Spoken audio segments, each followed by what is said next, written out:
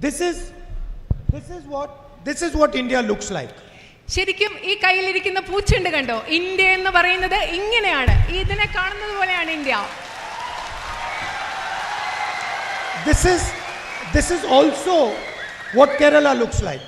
കേരളവും ഇന്ത്യ മാത്രമല്ല, ആ പൂക്കളുള്ള ബൊക്കെ പോലെയാണ് കേരളവും. And this is also what every family in Kerala looks like. കേരളത്തിലെ ഓരോ കുടുംബവും ആ പൂച്ചെണ്ട് പോലെയാണ് ഇരിക്കുന്നത്. Every flower is unique. അതിലെ ഓരോ പൂവും വ്യത്യസ്തമാണ്, സവിശേഷതകളുള്ളതാണ്. Every flower has a different expression. ഓരോ ഫ്ലവറിനും ഓരോ പൂവിനും വ്യത്യസ്തമായ രീതികൾ, പ്രകാശന രീതികൾ. Every flower has a different beauty. ഓരോ പൂവിനും വ്യത്യസ്തമായ സൗന്ദര്യമാണുള്ളത്. And when you add all the flowers together, they become much more beautiful than the individual flowers. ഈ പൂക്കളെല്ലാം കൂടെ ഒരുമിച്ച് നിൽക്കുമ്പോൾ ഇത് ഒറ്റയ്ക്ക് നിൽക്കുന്നതിനേക്കാളും 10 മടങ്ങ് മനോഹരമായി മാറുകയാണ് ചെയ്യുന്നത്.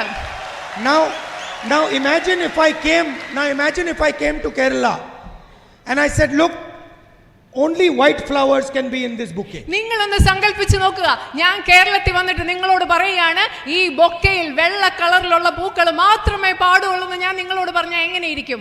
We will only have white flowers and the stems have to be 6 inches long. ഞാൻ നിങ്ങളോട് പറയുകയാണ് 6 ഇഞ്ച് നീളത്തിലെ ആ പൂവിന്റെ ചെണ്ട് ഉണ്ടാവാൻ പാടുള്ളൂ. അതുപോലെ ഇതിൽ വെള്ള നിറത്തിലുള്ള പൂവുകൾ മാത്രമേ ഉണ്ടാവാൻ പാടുള്ളൂ. No leaves will be there, no thorns will be there. അവിടെ മുള്ളുണ്ടാവാൻ പാടില്ല, ഇല ഉണ്ടാവാൻ പാടില്ല എന്ന് ഞാൻ പറഞ്ഞാൽ എങ്ങനെയിരിക്കും? That is what the BJP and RSS are trying to do. അതാണ് ഈ രാജ്യത്ത് BJP RSSും ചെയ്യാൻ ശ്രമിച്ചുകൊണ്ടിരിക്കുന്നത്. ഇത് തന്നെയാണ്. To Kerala, to Tamil Nadu, to Uttar Pradesh, to India. കേരളത്തോട്, തമിഴ്നാടിനോട്, ഉത്തർപ്രദേശിനോട്, ഈ രാജ്യത്തോട് മുഴുവൻ BJP RSS ചെയ്തുകൊണ്ടിരിക്കുന്നത് ഇത് തന്നെയാണ്.